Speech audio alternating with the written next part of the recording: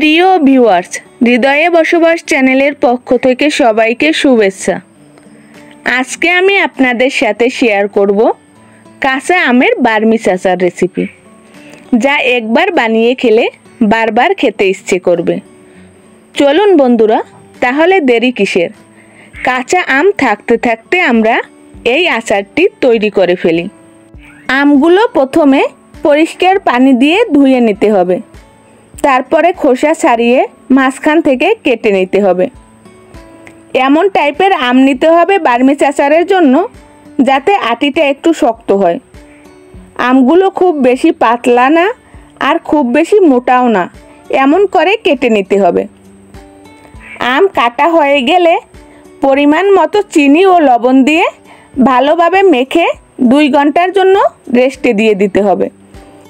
ততক্ষণে আমরা আচারের জন্য একটা মশলা তৈরি করে নিব। শুকনো মরিচ, পাঁচফোড়ন, দারচিনি, তেজপাতা, মৌরি এগুলো হালকা ভেজে গুঁড়ো করে নিব।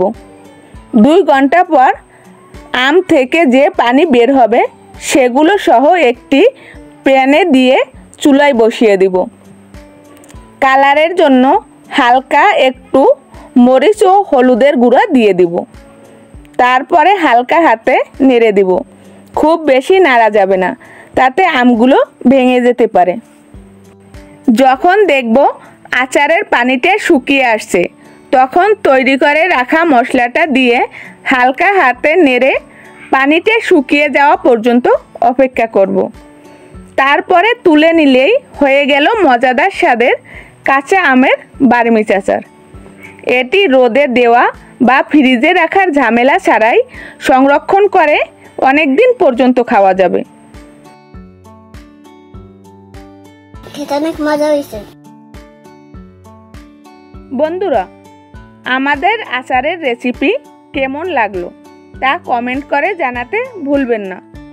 আরও এমন ভিডিও পেতে আমাদের চ্যানেলটি সাবস্ক্রাইব করে আমাদের সাথেই থাকুন। এতক্ষণ আমাদের সাথে থাকার জন্য সকলকে আন্তরিকভাবে ধন্যবাদ।